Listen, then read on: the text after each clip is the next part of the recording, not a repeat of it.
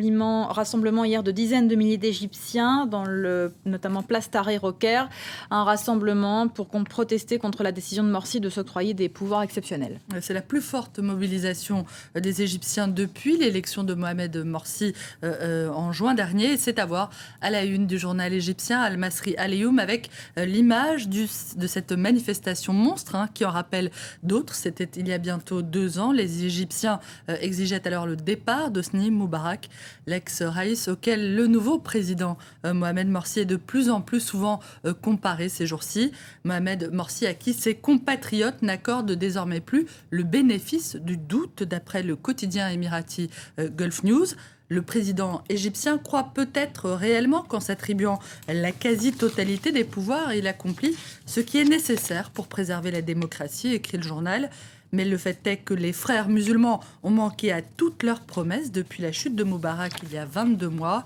Gulf News relève également l'étrange concomitance entre l'attribution de nouveaux pouvoirs à Mohamed Morsi et le succès que celui-ci vient de remporter dans sa médiation à Gaza, comme s'il avait délibérément tenté de pousser son avantage et compté dans la foulée sur le silence de l'administration Obama.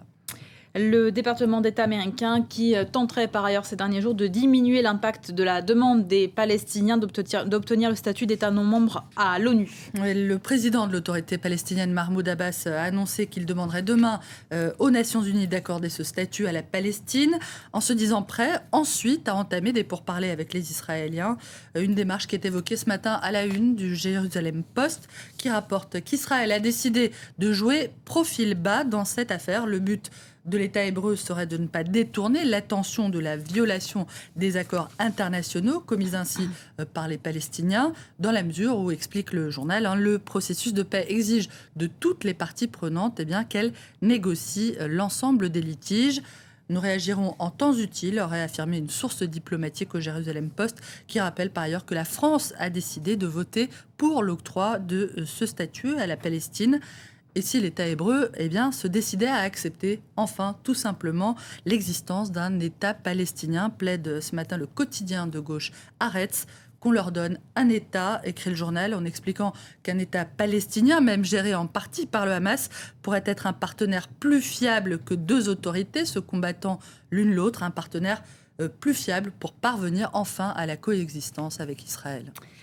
On se rend maintenant au Venezuela, où le président Chavez a annoncé hier qu'il se rendrait une nouvelle fois à Cuba pour son traitement contre le cancer. Il a annoncé plusieurs fois sa guérison et il aurait donc visiblement rechuté de nouveau, en pleine campagne d'ailleurs pour les élections des gouverneurs, relève le journal d'opposition Tal Qual, qui évoque un président invisible depuis sa réélection le 7 octobre dernier.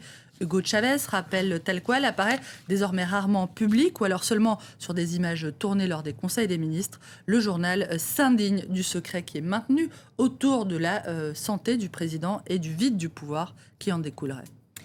À voir également ce matin le témoignage publié par le journal Le Monde, témoignage d'un gynécologue qui a en 13 ans opéré plus de 40 000 femmes violées et mutilées en RDC. Denis Mukwege, c'est le nom de ce médecin. Il dénonce au péril de sa vie depuis des années ce crime contre l'humanité qu'est l'utilisation du viol comme arme de guerre.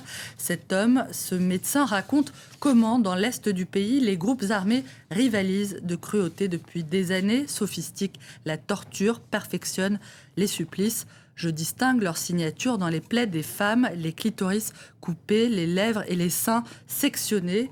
Le docteur Mukwege qui dit aussi, Hélène, sa lassitude de parler dans le vide, de vouloir secouer les consciences en vain, de citer des chiffres qui n'ont jamais réveillé la volonté internationale.